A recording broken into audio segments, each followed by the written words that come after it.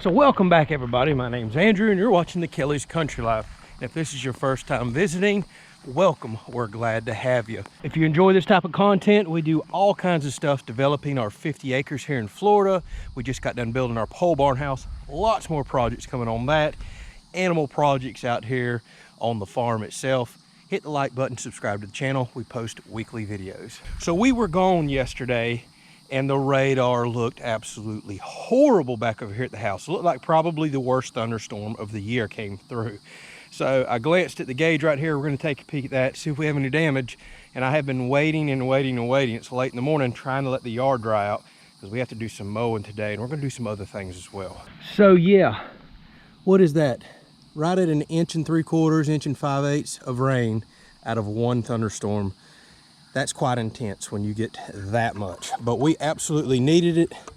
It has been so dry here, and the way it's been working out lately is we're not getting our typical little 1/4 inch rains, 1/2 inch rains, afternoon thunderstorms. We're going weeks and weeks, no rain, and then we're getting severe thunderstorms like that that'll dump 1 inch plus. Then we'll go another few weeks, no rain, and it's really shocking the grass and everything around the property, and I already see some damage. So I seen stuff wet yesterday that I've never seen before. All underneath our pole barn over there is completely flooded. Looks like water rushed through there. The side porch on the other side of the house, everything was soaked underneath it. Everything, our shoes, all kinds of stuff. It blew in literally sideways. I've never seen that. Looks like I have corn that is blown over. So this is a good time to let people know. Yeah, dadgummit, my beautiful corn that I was just bragging about. Such a weird direction for wind to come. Looks like it destroyed some of my squash and zucchini. Oh man. So look at this bed. You can tell it took some wind. All this corn is blown into there, but it did not fall over. Even though I've got cattle panels down there to support my corn and they're low, it still did its job. Check this out. Come on, baby. This fence is so soaking wet. It's heavy and sagging on me now. So yeah, all the corn is this direction, and we've kind of got some blown in and somewhat damaged corn right here. Look at all the pollen falling off of this corn. So I don't know if y'all could see that. There's pollen falling everywhere. Look at that. So that's how corn actually fertilizes itself or propagates. So all that pollen falls off. I believe this is the male part of the plant. Look at it. And then it falls down here on the silk of the corn. Every piece of silk right here is an individual kernel of corn. So as that pollen falls down on that, it pollinates it. Sunflower leaves broken. Yeah, we had some pretty good wind, it looks like. The radar looked horrible. I'm talking just bright red. It looked really bad. So another benefit to planting corn very tightly like this is they support each other in windstorms like that. So that's always good. And if it weren't for this hog panel that I put up a couple of years back, this corn would have never made it, no doubt in my mind. Oh man, it looks like I may have absolutely lost several squash plants. I think it ripped them completely out, it looks like. They are flipped over and already look like they're dying. Yeah, they're completely destroyed. Wow. That's a bummer. I was just starting to harvest squash. And this is another bummer. This corn is nowhere near as supported as my other corn. And look, this corn right here is moving along quick and it's all blown over. Some looks broken. Yep, it broke a lot of roots. Well, this is life. These things happen.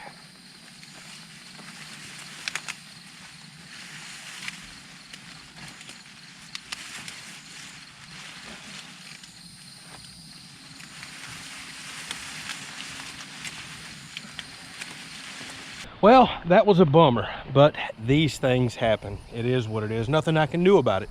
Wound up losing some tomato plants too. It broke a few limbs on them and a few bean plants, but overall still looks like we have a lot of vegetables coming. So the yard looks about as bad as it's ever been. I've gotten so behind. I'm way behind. I should have mowed a week ago. time to get it going because of all this rain that we just got. This is about to fly through the roof. And I want to hurry up and get the mowing done so we can check the game camera cards. A lot of people have been really enjoying the game camera photos on the property. And I'll tell y'all what, this last time I pulled the cards, we may have captured the biggest bear that we have ever had on the property. Look at this picture.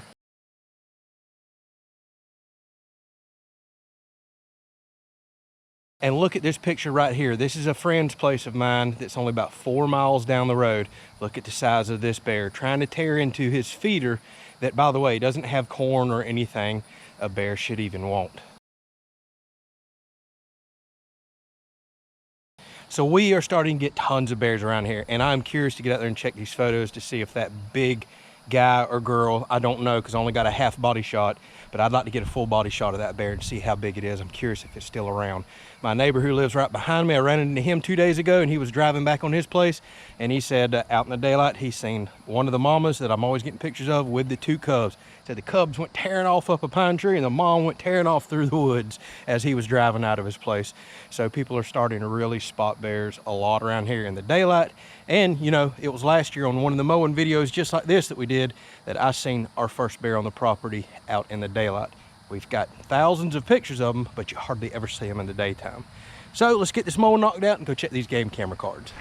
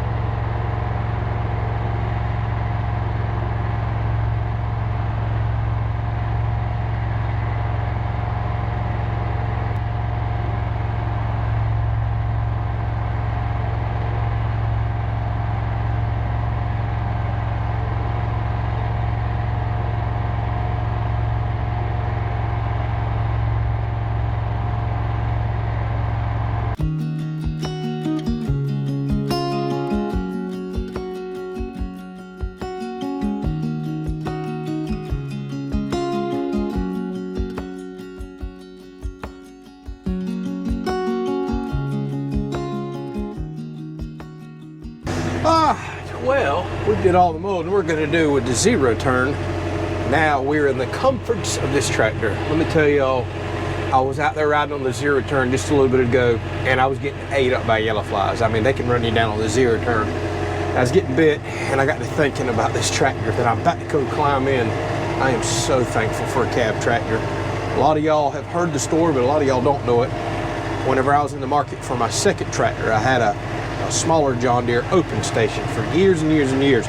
Excellent tractors, what helped develop and clear out this whole property. And when I was in the market for a bigger tractor, I was dead set I was not going to spend the money on how much a cab cost. And Tiffany, of all people, was the one that told me, no, if you're going to go ahead and spend that kind of money, go ahead and get the cab. I think you're going to regret it. So after a little while of thinking, I decided to spend the money, get the cab, and she was so right. Oh my goodness, she was so right. Every time I ride in this thing in the AC, mowing, watching yellow flies bouncing off the window, wasps, hornets, everything else, I just chuckle and laugh in here, turn my music up a little louder, and enjoy mowing. So I think it was the last mowing episode, I had somebody ask me, did I really just see you drive your tractor from outside of it? That's one thing I love about these John Deere R-Series tractors. They actually come with buttons out on the outside of the tractor to slowly, very safely move this back and forth. So I can hit this button right here. Watch this, the tractor is now backing on up for a very easy hookup. I can also raise and lower my 3-point arms from out here as well. This makes hooking up amazingly simple. Now I already know some people are going to say, hey, if you get a quick hitch, you could just back up to any of this stuff and hook right up. It's true to a point. A lot of people don't think about when they say that though. I have custom built tractor equipment out here. A lot of it I handmade many years ago before even the quick hitches were out. And all that stuff is not compatible with a quick hitch. So instead of modifying several pieces of equipment, it's easier for me just to jump out the tractor, move some stuff around, A lot of times, even with a quick hitch, you still have to get out and make adjustments, say on a Harrow, or check a few things. So you're getting out of the tractor anyways.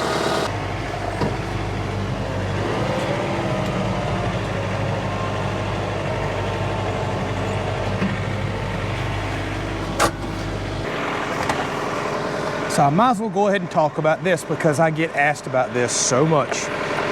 But when it comes to filling the tractor, nobody wants to stand up on the tractor. A lot of these tractors fill from the top now. They're very inconvenient.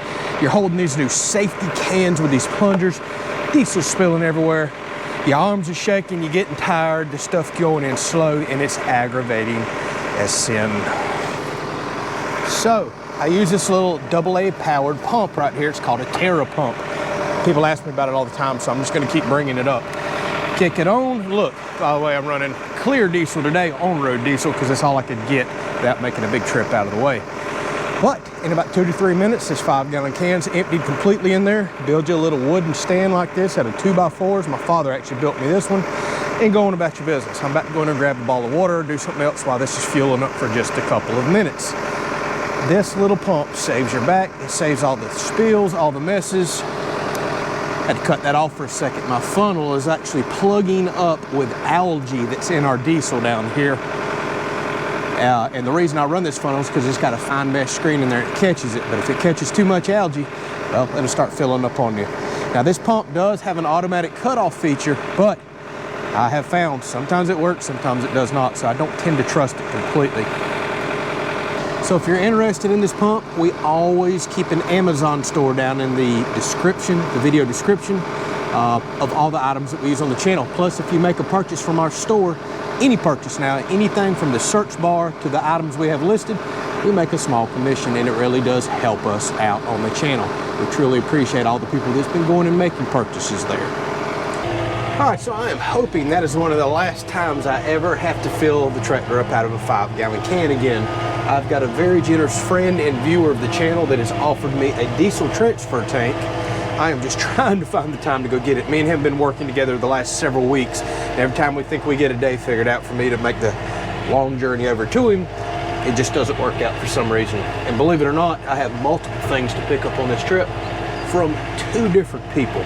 The generosity has been amazing from you viewers here lately, and I'm extremely excited about some of the stuff that I'm going to go pick up. And some of these things I know y'all are going to be excited about too. We've talked about for a long time, and we have some cool projects coming out of some of this stuff.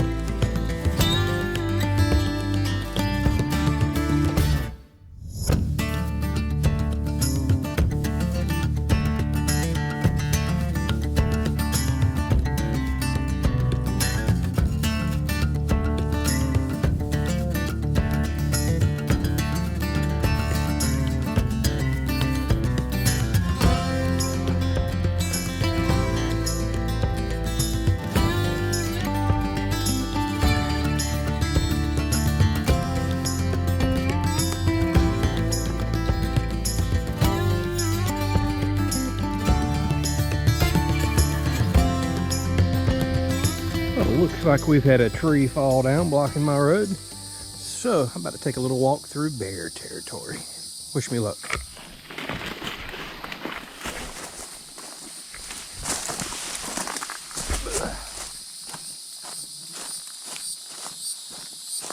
All right, here we are.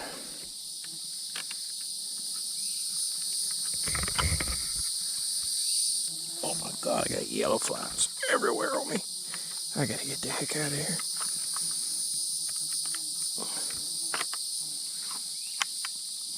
So look right here. It's like we had a bear has been eating some watermelons.